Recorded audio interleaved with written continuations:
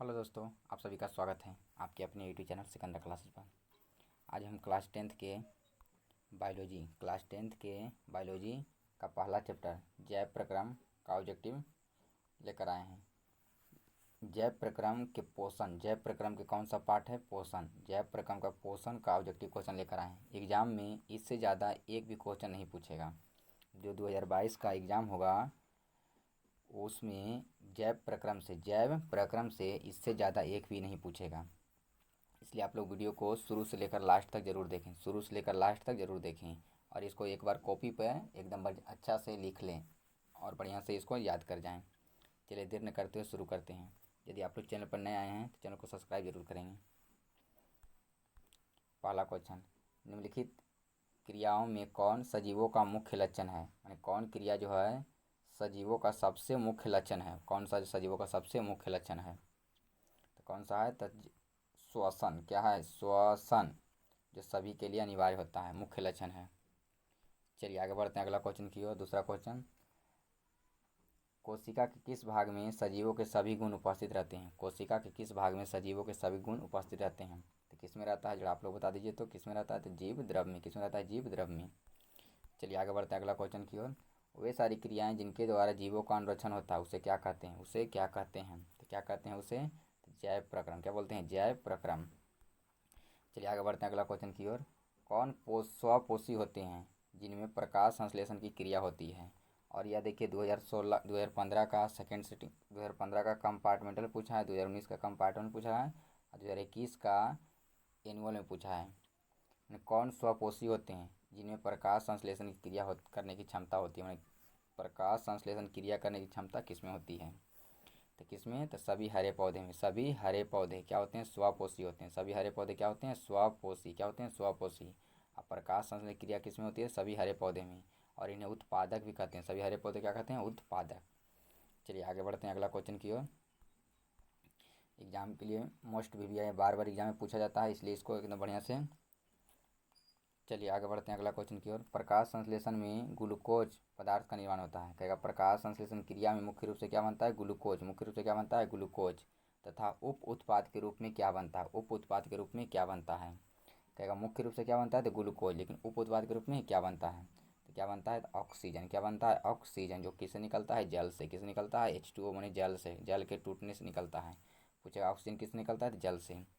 Exam के लिए भी VVI most VVI objective question है। चलिए आगे बढ़ते हैं अगला क्वेश्चन की ओर। देखिए 2011 के सी में पूछा हुआ था। चलिए आगे बढ़ते हैं। कवक, बैक्टीरिया, प्रोटोजोआ, गोबर छत्ता किस प्रकार का पोषण होता है? कवक, बैक्टीरिया, प्रोटोजोआ में किस प्रकार का पोषण होता है? ये सब कैसा जीव है? 2014 में पूछा हुआ, 2019 में पूछा हुआ है। तो कैसा है? तो मृत जीवी पोषण है। कैसा जो उसमें पोषण होता है? मृत जीवी। कैसा पोषण होता है? मृत जीवी। और पूछा किस प्रकार का जीव है? तो मृत जीवी है। कैसा जीव है? मृत जीवी है। चलिए आगे बढ़ते हैं अगला क्वेश्चन की ओर। पौधे में सूर्य के प्रकाश को अवशोषित करने की क्षमता किसमें होती है? पौधे में सूर्य के प्रकाश को अवशोषित करने ग्रहण करने की क्षमता किसमें होती है? किसमें होती है? तो क्लोरोफिल वर्णक में। किसमें? क्लोरोफिल वर्णक में, पर्णहरित में। क्लोरोफिल का हिंदी क्या होता है? पर्णहरित में। चलिए आगे बढ़ते हैं अगला क्वेश्चन की ओर।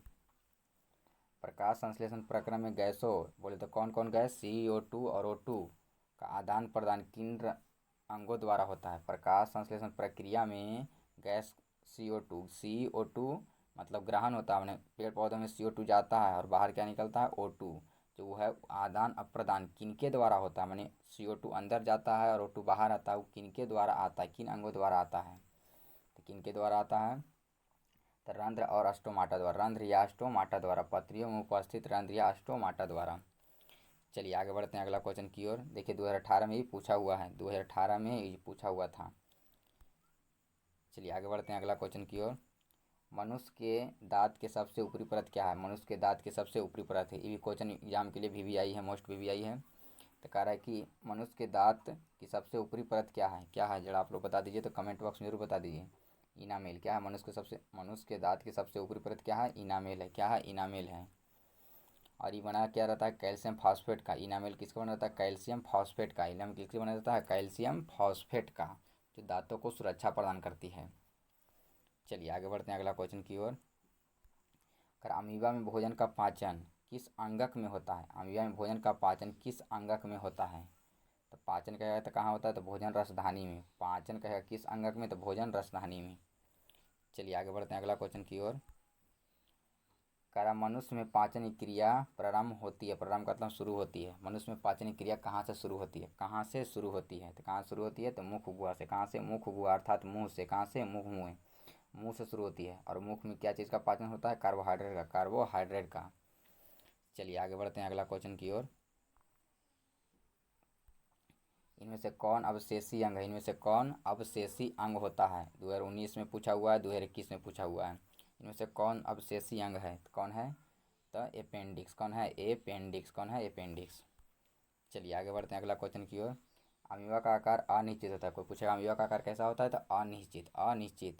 इसमें भोजन का अंतर्ग्रहण एवं बहिष्करण किसके द्वारा होता है?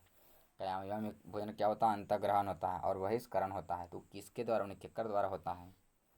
कुटपाद द्वारा। किसके द्वारा होता है? कुटपाद द्वारा। किसके द्वारा? कुटपाद द्वारा। या ऐसे पूछ दे कि अमीबा जो है भोजन किससे पकड़ता है? तो कुटपाद से। किससे पकड़ता है? कुटपाद से। कहेगा अमीबा का प्रचलन अंग क्या है? तो बोलेंगे कुटपाद। अमीबा का प्रचलन अंग क्या है? कुटपाद। अमीबा का आकार बनते रहता है, बिगड़ते रहता है, किसके कारण से? कुटपाद के कारण से। किसके कारण से? कुटपाद के कारण से। चलिए इतना समझ में आ गया। आगे बढ़ते हैं अगला क्वेश्चन को। देखिए 2016 में पूछा हुआ है। चलिए आगे बढ़ते हैं। इनमें से किस रचना के कारण मुख गुहा से भोजन श्वास नली में नहीं जाता है? यानी किस रचना के कारण मुख गुहा, मतलब जब हम लोग भोजन करते हैं तो उस समय भोजन करते समय श्वास नली में भोजन नहीं जाता है? तो किसके कारण नहीं जाता है? तो किसके कारण नहीं जाता है? तो एपीग्लोटिस के कारण। एपीग्लोटिस के कारण। एपीग्लोटिस के कारण जो कंठ द्वार के ऊपर रहता है। कंठ द्वार के ऊपर रहता है। कंठ द्वार के ऊपर एक पट्टी रहता है। चलिए आगे बढ़ते हैं अगला क्वेश्चन की ओर। छोटी आंत में भोजन का पाचन पूर्ण होने के बाद वह अब क्या कहलाता है? छोटी आंत में भोजन का पाचन पूर्ण होने के बाद वह क्या कहलाता है? चाइल। क्या कहलाता है? चाइल। क्या कहलाता है? चाइल। चलिए आगे बढ़ते हैं अगला क्वेश्चन की ओर। और अंत में अपचा भोजन मल के रूप में अस्थायी तौर पर, माना अस्थायी रूप से किसमें संचित रहता है? किसमें संचित रहता है? तो किसमें रहता है संचित? जरा आप लोग कमेंट बॉक्स में जरूर बताइएगा। रेक्टम में। किसमें? रेक्टम में। चलिए आगे बढ़ते हैं अगला क्वेश्चन की ओर। मनुष्य के आहार नल की लंबाई कितनी होती है? मनुष्य के आहार नल की लंबाई कितनी होती है? तो कितना होता है मनुष्य के आहार नल की लंबाई? तो 8 से 10 मीटर। 8 से कितना? 10 मीटर। मनुष्य के आहार नल की लंबाई कितना होता है? 8 से 10 मीटर। चलिए आगे बढ़ते हैं। कहेगा प्रकाश संश्लेषण तथा स्वपोषण की क्रिया किसमें होती है? प्रकाश संश्लेषण या स्वपोषण की क्रिया किसमें होती है? सभी हरे पौधे में। किसमें? सभी हरे पौधे में। किसमें? सभी हरे पौधे में। चलिए आगे बढ़ते हैं अगला क्वेश्चन की ओर। लार इनमें से किस ग्रंथि का स्राव है? किससे, माने लार किससे उत्पन्न होता है? किससे निकलता है? तो पायरोटीट ग्रंथि से। किससे? पायरोटीट ग्रंथि से। चलिए आगे बढ़ते हैं अगला क्वेश्चन की ओर। दांतों की सफाई नहीं करने पर, दांतों की सफाई जब हम लोग दांतों को अच्छा तरह साफ नहीं करेंगे तो दांतों पर एक परत बन जाएगा। अस्थायी रूप से क्या बन जाएगा? परत। उस परत को क्या बोलते हैं? तो दंत पलाक। क्या बोलते हैं? दंत पलाक को जो बोलेंगे दंत पलाक। चलिए आगे बढ़ते हैं अगला क्वेश्चन की ओर, जो एग्जाम के लिए मोस्ट भी आई है। एग्जाम के लिए मोस्ट भी आई है। एग्जाम में पूछता इस बार जरूर पूछेगा। क्या कौन जो है वसा को वसा अम्ल तथा गिरेसॉल में बदल देता है? मैंने वसा को वसा अम्ल में कौन और गिरेसॉल में बदलता है? अर्थात वसा का पाचन करता है। मैंने कौन जो है वसा का पाचन करता है? वसा को तोड़ने का कार्य करता है, वसा का पाचन करता है। तो लाइपेज। कौन है? लाइपेज जो है इनमें से कौन है? तो लाइपेज। लाइपेज जो है वसा को पाचन करता है, वसा का पचाता है। चलिए आगे बढ़ते हैं अगला क्वेश्चन की ओर। कारण किसकी उपस्थिति के कारण पौधे का रंग हरा होता है? ये भी क्वेश्चन एग्जाम के लिए मोस्ट भी आई है। किसकी उपस्थिति के कारण पौधे का रंग क्या होता है? हरा होता है। कैसा होता है? हरा। तो क्लोरोफिल के कारण से। किसके कारण से? क्लोरोफिल के कारण से पौधे की पत्तियों का रंग कैसा रहता है? हरा रहता है। कैसा रहता है? हरा रहता है। चलिए आगे बढ़ते हैं। देखिए 2020 में पूछा हुआ भी था। 2020 में पूछा हुआ भी था। चलिए आगे बढ़ते हैं। मानव शरीर की सबसे बड़ी ग्रंथि क्या है? मानव शरीर की सबसे बड़ी ग्रंथि क्या है? 2016 में पूछा है, 2021 में पूछा हुआ है। मानव शरीर की सबसे बड़ी ग्रंथि क्या है? अकृत, या इसे बोलते हैं लीवर। अकृत या किसे क्या बोलते हैं? लीवर। मानव शरीर की सबसे बड़ी ग्रंथि क्या है? तो अकृत है। चलिए आगे बढ़ते हैं अगला क्वेश्चन की ओर। ये भी देखिए पूछा हुआ है, तो ये भी एग्जाम के लिए मोस्ट भी आई है। मानव आहार नाल के किस भाग की लंबाई सबसे अधिक होती है? मानव आहार नल के किस भाग की लंबाई सबसे अधिक होती है? तो किसकी होती है सबसे अधिक? तो छोटी आंत। किसकी? छोटी आंत या क्षुद्रांत। क्षुद्रांत। क्षुद्रांत। छोटी आंत या क्षुद्रांत। चलिए आगे बढ़ते हैं अगला क्वेश्चन की ओर। करा स्टोमाटा या उसे बोलते हैं क्या, रंध्र के खुलने और बंद होने की क्रिया को कौन नियंत्रित करता है। मैंने स्टोमाटा का खुलेगा और बंद होने का नियंत्रण कौन करता है, तो कौन करता है, देखिए 2019 में और 2020 में पूछा हुआ है। कौन करता है, तो द्वार कोशिका कौन करती है, द्वार कोशिका, इसी बोलते हैं गार्ड सेल, इंग्लिश क्या बोलते हैं, गार्ड सेल। चलिए आगे बढ़ते हैं अगला क्वेश्चन की ओर। ग्लूकोज के एक अणु में ऑक्सीजन के कितने परमाणु होते हैं, तो आप ग्लूकोज का लिख दीजिए, सूत्र होता है C6H12O6। तो कह रहा है इसमें ऑक्सीजन के कितना परमाणु, तो ऑक्सीजन के कई परमाणु होते हैं, 6 परमाणु। ऑक्सीजन के परमाणु 6 परमाणु, कहेगा हाइड्रोजन के परमाणु, तो हाइड्रोजन के परमाणु 12 परमाणु, कहेगा कार्बन के परमाणु तो 6 परमाणु। तो ऑप्शन नंबर कितना हो जाएगा, 6। कहेगा ग्लूकोज में पूछ रहा है किसका, ऑक्सीजन का, तो ऑक्सीजन का परमाणु होता है 6 परमाणु। उसी तरह से अगर कार्बन का पूछा तो भी 6 और हाइड्रोजन का पूछा तो 12। चलिए आगे बढ़ते हैं अगला क्वेश्चन की ओर। करा जीव शरीर की रचनात्मक एवं क्रियात्मक इकाई को क्या कहते हैं। जीवों के शरीर की रचनात्मक और क्रियात्मक इकाई को क्या कहते हैं, अर्थात सजीवों की सबसे छोटी इकाई को क्या कहते हैं, सजीवों की सबसे छोटी इकाई को कोशिका कहते हैं। तो क्या कहते हैं, तो कोशिका क्या बोलते हैं, कोशिका बोलते हैं, क्या बोलते हैं, कोशिका। चलिए आगे बढ़ते हैं अगला क्वेश्चन की ओर। करा किसे प्रकाश संश्लेषी अंगक कहा जाता है, किसे प्रकाश संश्लेषी अंगक कहा जाता है, अंगक कहा जाता है। अंगक बोलेगा तो किसे बोलेंगे, तो हरित लवक या क्लोरोप्लास्ट को। अंगक बोलेगा तो हरित लवक या क्लोरोप्लास्ट को। लेकिन जब अंग बोलता है, क्या बोलता है, केवल अंग कहेगा, केवल अंग कहेगा तो बोलेंगे पत्ती। अंग बोलेगा तो क्या बोलेंगे, पत्ती। लेकिन कहेगा इकाई, प्रकाश संश्लेषी क्या कहेगा, इकाई, तो बोलेंगे क्लोरोफिल या पर्णहरित, क्लोरोफिल या पर्णहरित। तो यहाँ पर क्या कहा है, अंगक, तो क्या बोलेंगे, हरित लवक या क्लोरोप्लास्ट। चलिए आगे बढ़ते हैं अगला क्वेश्चन की ओर। ये तो बहुत भी आई है, बार बार ये पूछा करता है कि पोषण तथा प्रकाश संश्लेषण के लिए आवश्यक है, पोषण के लिए या प्रकाश संश्लेषण के लिए क्या क्या आवश्यक है। देखिए कितना बार पूछा हुआ है, इसलिए आप लोग इसको एकदम ध्यान से रखिएगा। तो पोषण या पोषण या प्रकाश संश्लेषण किन किन पदार्थों की आवश्यकता होती है, तो क्लोरोफिल या पर्णहरित की होती है, सूर्य का प्रकाश की होती है, जल और कार्बन डाइऑक्साइड की होती है, जल और कार्बन डाइऑक्साइड की होती है। इनमें से क्या हो जाएगा, सभी। इनमें से क्या हो जाएगा, सभी। इनमें से सभी की आवश्यकता होती है। और 2 नंबर भी पूछता है कि प्रकाश संश्लेषण के लिए किन किन पदार्थों की आवश्यकता होती है, तो क्या बोलेंगे, पहला सूर्य का प्रकाश, पहले बोलेंगे क्लोरोफिल, पहला क्लोरोफिल, दूसरा बोलिएगा सूर्य का प्रकाश, तीसरा बोलिएगा ऑक्स जल, जल क्या बोलेगा, जल, या फिर बोल दीजिएगा कार्बन डाइऑक्साइड, क्या बोलिएगा, कार्बन डाइऑक्साइड। मानी चारों की आवश्यकता पड़ती है प्रकाश संश्लेषण के लिए। 2 नंबर भी पूछता है बार बार। चलिए आगे बढ़ते हैं अगला क्वेश्चन की ओर। करा वायुमंडल, वायुमंडल में CO2 बोले तो कार्बन डाइऑक्साइड कितना प्रतिशत है, कितना प्रतिशत है, 0.03%, 0.03%। चलिए आगे बढ़ते हैं अगला क्वेश्चन की ओर। इनमें किस छिद्र के द्वारा ग्रासनी ग्रास नली से जुड़ा रहता है। ग्रासनी जो है किससे जुड़ा रहता है, ग्रास नली से, ग्रास नली से रहता है जुड़ल। किसके द्वारा, तो नीगल द्वार के द्वारा, नीगल द्वार के द्वारा। ग्रासनी जो रहता है ग्रास नली से किससे जुड़ा रहता है, नीगल द्वार के द्वारा। लेकिन अगर ही कहता है ग्रासनी श्वास नली से किसके जुड़ा रहता है, तो कंठ द्वार के द्वारा। श्वास नली कहेगा तो कंठ द्वार, और ग्रास नली कहेगा तो नीगल द्वार द्वारा। चलिए आगे बढ़ते हैं अगला क्वेश्चन की ओर, समझ में आ गया होगा। पेड़ पौधे में गैसों का आदान प्रदान किस क्रिया द्वारा होता है। क्रिया पूछ रहा है, क्या पूछा, प्रक्रिया, प्रक्रिया पूछ रहा है। अगर पूछता है किसके द्वारा तो बोलते हैं रंध्र या स्टोमाटा द्वारा। लेकिन पूछ रहा है कि पेड़ पौधे में गैसों का आदान प्रदान, प्रक्रिया पूछ रहा है, क्या पूछ रहा है हमसे, प्रक्रिया, किस प्रक्रिया द्वारा होता है। तो कौन सा प्रक्रिया, तो विसरण। कौन प्रक्रिया होता है, विसरण द्वारा। कौन सा प्रक्रिया, विसरण द्वारा। चलिए आगे बढ़ते हैं अगला क्वेश्चन की ओर। भोजन में मौजूद प्रोटीन को पेप्टोन में कौन सा एंजाइम बदल देता है। पेप्टोन में, प्रोटीन में भोजन जो रहता है प्रोटीन, उस प्रोटीन को क्या करता है, पेप्टोन में बदल देता है। तो कौन सा एंजाइम बदलता है, तो पेप्सिन। कौन बदलता है, पेप्सिन। कौन बदलता है, पेप्सिन। चलिए आगे बढ़ते हैं अगला क्वेश्चन की ओर। मनुष्य के जीव की ऊपरी सतह पर पाई जाने वाली रचना को क्या बोलते हैं, तो बोलते हैं स्वाद कलिका, जो किसका पता लगाती है, स्वादों का। किसका पता लगाती है, स्वादों का।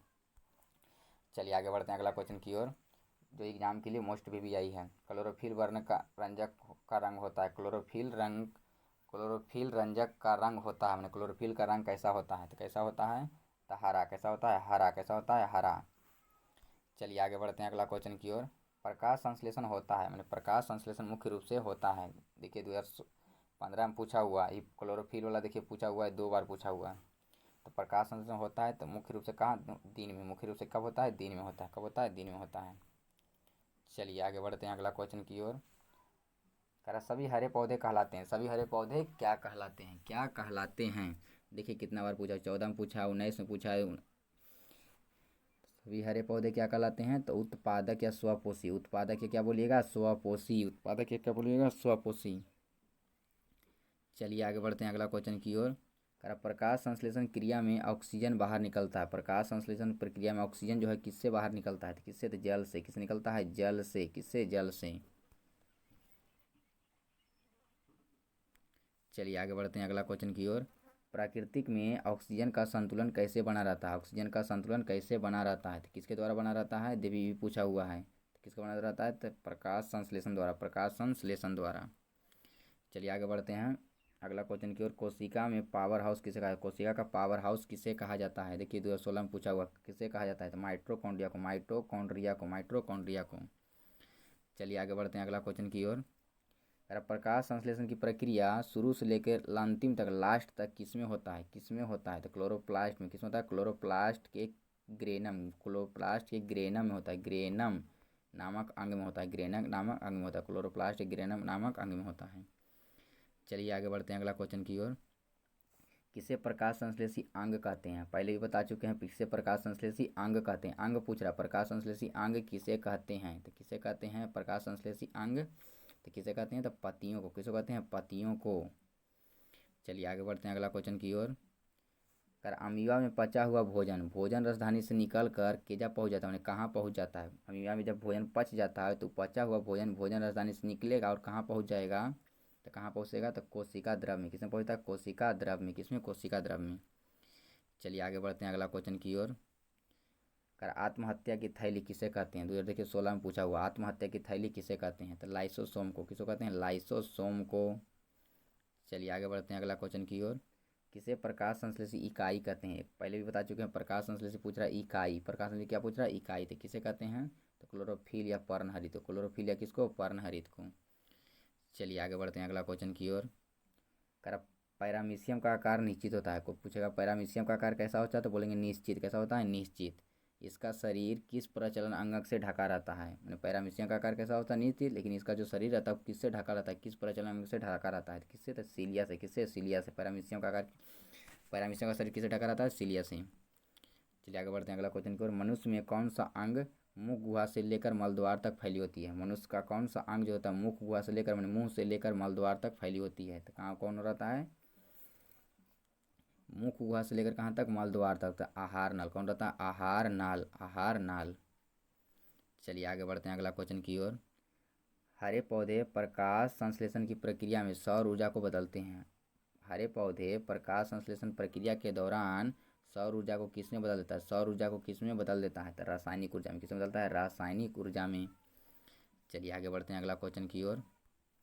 अमीबा तथा पैरामीशियम कैसा जंतु है? अमीबा और पैरामीशियम जो है कैसा जंतु है?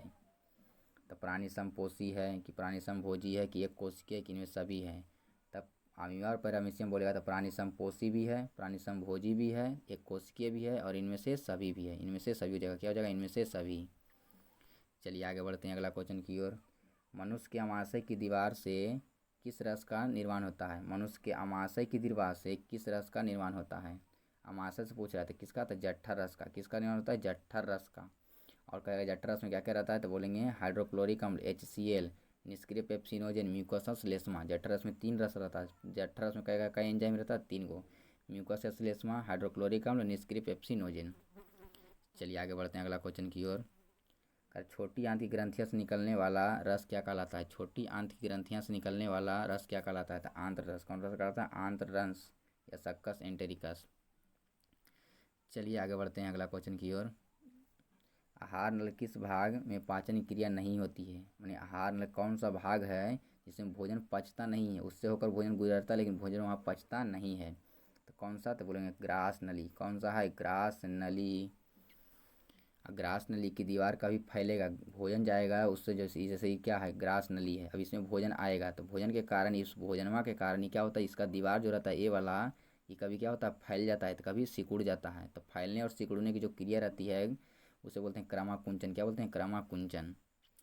चलिए आगे बढ़ते हैं अगला क्वेश्चन की ओर। समझ में आ गया होगा। काइम अमाशय के पाइलोरिक छिद्र के द्वारा किसमें पहुंचता है? काइम जो है अमाशय के पाइलोरिक छिद्र के द्वारा किसमें पहुंचता है? तो छोटी आंत में। किसमें रहता है? छोटी आंत में। चलिए आगे बढ़ते हैं अगला क्वेश्चन की ओर। कौन निष्क्रिय पेप्सिनोजेन को सक्रिय पेप्सिन नामक एंजाइम में बदल देता है? सक्रिय पेप्सिन नामक एंजाइम में बदल देता है। तो कौन बदलता है? तो हाइड्रोक्लोरिक अम्ल। कौन बदलता है? हाइड्रोक्लोरिक अम्ल। चलिए आगे बढ़ते हैं अगला क्वेश्चन की ओर। छोटी आंत तथा बड़ी आंत के जोड़ पर एक छोटी नली होती है, उसको क्या बोलते हैं? उसको हम लोग क्या बोलते हैं? तो सिक्कम। क्या बोलते हैं? सिक्कम। क्या बोलते हैं? सिक्कम। छोटी आंत बड़ी आंत के जोड़ पर एक नली होती है, जिसे क्या बोलते हैं? सिक्कम बोलते हैं। चलिए आगे बढ़ते हैं अगला क्वेश्चन की ओर। ग्रास नली की दीवार में संकुंचन और शिथिलन की क्रिया को क्या कहते हैं? ग्रास नली आ गया। ग्रास नली अभी बता चुके हैं, पहले बता चुके। ग्रास नली की दीवार का भी संकुंचन का मतलब सिकुड़ता है, शिथिलन का मतलब फैलना। तो फैलने और सिकुड़ने की जो क्रिया है, उस क्रिया को क्या बोलते हैं? तो क्या बोलते हैं? क्रमाकुंचन। क्या बोलते हैं? क्रमाकुंचन।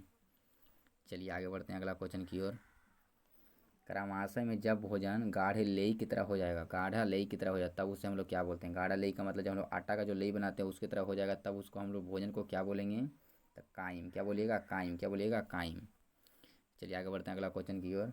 मनुष्य के मुख गुहा में कितनी जोड़ी लार ग्रंथि पाई जाती है? कितनी लार ग्रंथि पाई जाती है? मनुष्य के मुख गुहा में कितनी लार ग्रंथि पाई जाती है? तो कितना? तो 3 जोड़ा। कितना जोड़ा? 3 जोड़ी, अर्थात कितना? 6। कितना? 6। 3 जोड़ी बोले तो 6। चलिए आगे बढ़ते हैं अगला क्वेश्चन की ओर। मनुष्य के आमाशय में HCl की अधिकता के कारण कौन सा घाव उत्पन्न होता है? मनुष्य के आमाशय में जब HCl अधिक मात्रा में निर्माण हो जाता है तो कौन सा घाव उत्पन्न होता है? कहेगा मनुष्य के आमाशय में प्रतिदिन कितना लीटर जठर रस का स्राव होता है? तो 3 लीटर। जठर रस का कितना लीटर? 3 लीटर। जठर रस का कितना? 3 लीटर का होता है। लेकिन कहेगा जब HCl जब अधिक मात्रा में उत्पन्न होता है तो कौन सा घाव उत्पन्न होता है? तो पेप्टिक अल्सर। कौन सा घाव होता है? Peptic ulcer. लेकिन कह देगा आमाशय की दीवार से जठर रस कितना निकलता है? जठर ग्रंथि से कितना प्रतिदिन? तो 3 लीटर जठर रस का स्राव होता है। चलिए आगे बढ़ते हैं अगला क्वेश्चन की ओर। कह रहा कि कौन आमाशय की दीवार तथा जठर ग्रंथियां को HCl तथा पेप्सिन से बचाता है? कौन जो है आमाशय की दीवार को, जठर ग्रंथियां को HCl और पेप्सिन से बचाता है? तो कौन बचाता है? तो म्यूकस और श्लेष्मा। म्यूकस या श्लेष्मा बचाता है। चलिए आगे बढ़ते हैं अगला क्वेश्चन की ओर। पीत गाढ़े एवं हरा रंग का क्षारीय द्रव होता है। पीत पूछेगा कैसा द्रव होता है, तो बोलेंगे क्षारीय द्रव। पीत कैसा द्रव होता है? क्षारीय द्रव। कैसा रंग का होता है? हरा रंग का। कैसा होता है? हरा रंग का। अब पीत रस पूछ रहा है, पीत रस का निर्माण कहाँ होता है? मैंने पीत रस का निर्माण कहाँ होता है? मैंने इसका निर्माण किया होता है तो आकृति में। कहाँ होता है? आकृति या लीवर में। आकृति या लीवर में। चलिए आगे बढ़ते हैं अगला क्वेश्चन की ओर। अमरबेल या मलेरिया परजीवी। अमरबेल या मलेरिया परजीवी है। कैसा जीव है? तो बोलेंगे परजीवी। कैसा है? परजीवी। चलिए आगे बढ़ते हैं अगला क्वेश्चन की ओर। प्रकाश संश्लेषण में सभी हरे पौधे हरित कण को मुख्य रूप से किस रंग के किरणों का अवशोषण करते हैं? उन्हें सभी हरे पौधे जो रहते हैं सूर्य के प्रकाश से किस रंग को अवशोषित करते हैं? तो लाल रंग को। किसको? लाल रंग को। चलिए आगे बढ़ते हैं अगला क्वेश्चन की ओर। निपैंथिस डिस्किडिया या घटवर्णी किस प्रकार का पौधा है? किस प्रकार का पौधा है? तो किस प्रकार का पौधा है? तो कीटभक्षी। कीटभक्षी। चलिए आगे बढ़ते हैं अगला क्वेश्चन की ओर। प्रोटीन को अंततः अमीनो अम्ल में रूपांतरण तथा प्रोटीन का पाचन कौन करता है? प्रोटीन को अंततः अमीनो अम्ल में रूपांतरण तथा प्रोटीन का पाचन कौन करता है? तो ट्रिप्सिन। प्रोटीन कौन पचाता है? तो ट्रिप्सिन। कौन पचाता है? प्रोटीन को ट्रिप्सिन। चलिए आगे बढ़ते हैं अगला क्वेश्चन की ओर। कर हमारे द्वारा खाए गए भोजन से व्युत्पन्न ऊर्जा का कुछ भाग हमारे शरीर में किस रूप में संचित रहता है? मतलब जीव जंतुओं के शरीर में जो ऊर्जा संचित रहता है वह किसके रूप में संचित रहता है? तो किसके रूप में संचित रहता है? मैंने कार्बोहाइड्रेट जो रहता है वो किसके रूप में संचित रहता है? ग्लूकोज किसके रूप में संचित रहता है? तो ग्लाइकोजन के रूप में। किसके रूप में? ग्लाइकोजन के रूप में। मैंने जीव जंतु जितने भी होते हैं जीव जंतु उसमें ऊर्जा तो बोलेगा कार्बोहाइड्रेट या ग्लूकोज किसके रूप में संचित रहता है? ग्लाइकोजन के रूप में। लेकिन अगर ही पूछेगा पेड़ पौधे में, तो पेड़ पौधे में भोजन या कार्बोहाइड्रेट जो भी ऊर्जा बच जाता है वह किसके रूप में संचित रहता है? तो मंड या स्टार्च के रूप में। मंड या किसके रूप में? स्टार्च के रूप में। आज देखिए 2021 में पूछा हुआ है। चलिए आगे बढ़ते हैं अगला क्वेश्चन की ओर। प्रकाश संश्लेषण द्वारा किसकी प्राप्ति होती है? प्रकाश संश्लेषण द्वारा किसकी प्राप्ति होती है? देखिए 2011 में पूछा हुआ है। तो प्रकाश संश्लेषण द्वारा क्रिया द्वारा किसकी प्राप्ति होती है? तो ग्लूकोज का। किसका होता है? ग्लूकोज का। किसका होता है? ग्लूकोज का। चलिए आगे बढ़ते हैं अगला क्वेश्चन की ओर।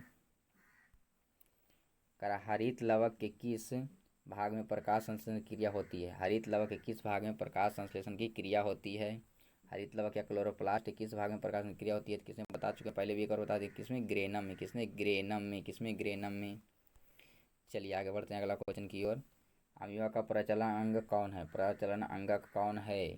तथा अमीबा अपना भोजन कैसे पकड़ता है? कैसे पकड़ता है मैंने किससे पकड़ता है? देखिए 19 में पूछा है, 19 का सी में पूछा है, 20 में भी पूछा है। तो अमीबा का प्रचलन अंग या अमीबा अपना भोजन कैसे पकड़ता है? तो किसके द्वारा पकड़ता है? कुटपाद द्वारा। किसके द्वारा? कुटपाद द्वारा। किसके द्वारा? कुटपाद द्वारा। आप कहेगा अमीबा में पोषण कैसे होता है? तो पहले अंतःग्रहण, फिर पाचन, फिर बहिष्करण। अंतःग्रहण, वाचन और बहिष्करण द्वारा होता है। चलिए आगे बढ़ते हैं अगला क्वेश्चन की ओर। मैग्नीशियम पाया जाता है, मैग्नीशियम पाया जाता है, मैग्नीशियम तत्व जो होता है किस में पाया जाता है?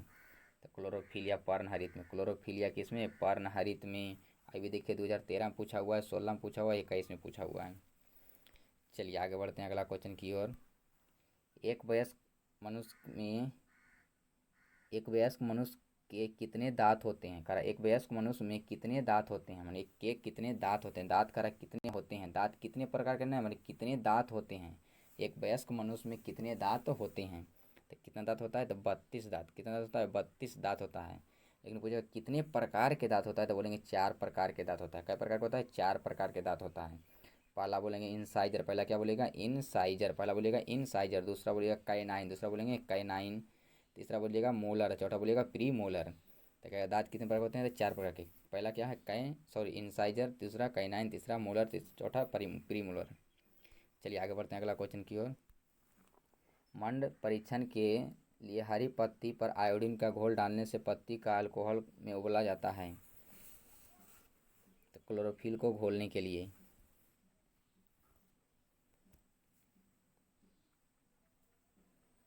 चलिए आगे बढ़ते हैं अगला क्वेश्चन की ओर। आहार नल के किस भाग में पाचन की क्रिया? बोले तो कार्बोहाइड्रेट, प्रोटीन तथा वसा का पूर्ण पाचन होता है। वसा का पाचन पूर्ण होता है। आहार नल के किस भाग में पाचन क्रिया? बोलेगा तो कार्बोहाइड्रेट, प्रोटीन तथा वसा का पाचन पूर्ण होती है। वसा का पाचन पूर्ण होती है यानी कहाँ पूर्ण होता है? तो आहार नल के पूछेगा तो बोलेंगे छोटी आंत। आहार नल के पूछेगा किस में? तो छोटी आंत में पूछेगा।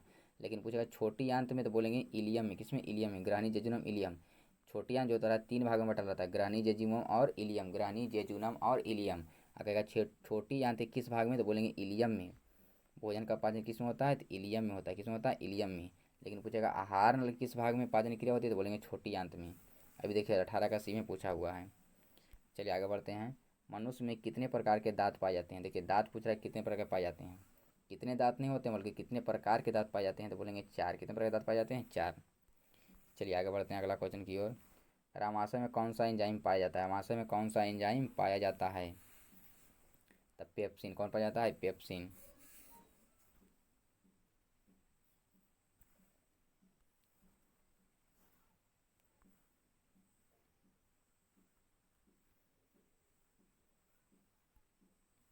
चलिए आगे बढ़ते हैं अगला क्वेश्चन की ओर।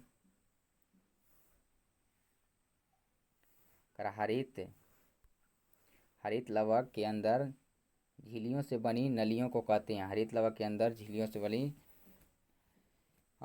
से बनी नलियों को क्या कहते हैं? तो क्या कहते हैं? तो थाइलाकाइड। थाइलाकाइड कहते हैं। क्या कहते हैं? थाइलाकाइड। चलिए आगे बढ़ते हैं अगला क्वेश्चन की ओर।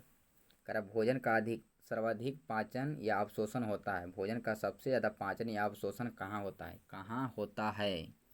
तो इलियम में। कहाँ होता है? इलियम में। कहाँ होता है? इलियम में।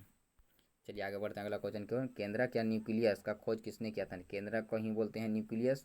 का खोज किसने किया था? तो रॉबर्ट ब्राउन ने। किसने किया था? रॉबर्ट ब्राउन ने। देखिए 2021 में पूछा हुआ है। चलिए आगे बढ़ते हैं अगला क्वेश्चन की ओर। कोशिका का खोज किसने किया था? तो रॉबर्ट हुक ने। कोशिका खोज किसने किया था? रॉबर्ट हुक ने। चलिए आगे बढ़ते हैं अगला क्वेश्चन की ओर। मुख गुहा। बोले तो मुंह में आहार का कौन सा भाग का पाचन होता है? कौन से भाग का पाचन होता है? तो हम पहले ही बता चुके थे, एक बार पहले बता चुके हैं कि क्या होता है? कार्बोहाइड्रेट का। मुख गुहा में किसका पाचन होता है? कार्बोहाइड्रेट का। चलिए आगे बढ़ते हैं अगला क्वेश्चन की ओर। चलिए आगे बढ़ते हैं अगला क्वेश्चन की ओर। करा एक जैसी रचना और एक जैसे कार्य करने वाले कोशिकाओं के समूह को क्या बोलते हैं? एक जैसा रचना रहना चाहिए और एक जैसा कार्य करना चाहिए और कोशिका का समूह रहना चाहिए, तो उसी को हम लोग क्या बोलते हैं? तो उत्तक। क्या बोलते हैं? उत्तक। क्या बोलते हैं? उत्तक। चलिए आगे बढ़ते हैं अगला क्वेश्चन की ओर। लार में कौन सा एंजाइम पाया जाता है? कह रहा है कि लार में कौन सा एंजाइम पाया जाता है? एंजाइम को बोलते हैं उत्प्रेरक भी बोलते हैं। क्या बोलते हैं? जैव उत्प्रेरक। जैव उत्प्रेरक। जो मंड जटिल अणु को शर्करा में तोड़ देता है या भोजन के कार्बोहाइड्रेट में तोड़ता है, मैंने भोजन को कार्बोहाइड्रेट में तोड़ता है। तो कौन सा लार में कौन सा एंजाइम रहता है जो भोजन के कार्बोहाइड्रेट को तोड़ता है? तो कौन सा एंजाइम रहता है? तो टाइलिन टाइलिन टाइलिन या एमाइलेज एमाइलेज टाइलिन या एमाइलेज। चलिए आगे बढ़ते हैं अगला क्वेश्चन की ओर। वसा के कणों को तोड़ने या सरलीकरण करने कहलाता है। वसा के कणों को तोड़ना या सरलीकरण कहला क्या क्या कहलाता है? करने की क्रिया क्या कहलाता है? तो पाइसीकरण। पाइसीकरण क्या कहलाता है? पाइसीकरण। चलिए आगे बढ़ते हैं अगला क्वेश्चन की ओर। सेलुलोज को पचाने के लिए सेलुलोज को पचाने के लिए किस प्रकार के जंतु में छोटी आंत की लंबाई अधिक होती है? छोटी आंत लंबी होती है। मैंने सेलुलोज को पचाने के लिए किस प्रकार के जंतु में छोटी आंत लंबी होती है? किस में होता है छोटी आंत लंबी? तो शाकाहारी जंतु में। किसमें? शाकाहारी जंतु में। चलिए आगे बढ़ते हैं अगला क्वेश्चन की ओर। कौन दूध की प्रोटीन को पचाता है? कौन जो है दूध की प्रोटीन को पचाता है जो केवल बच्चों में पाया जाता है? तो रेनिन।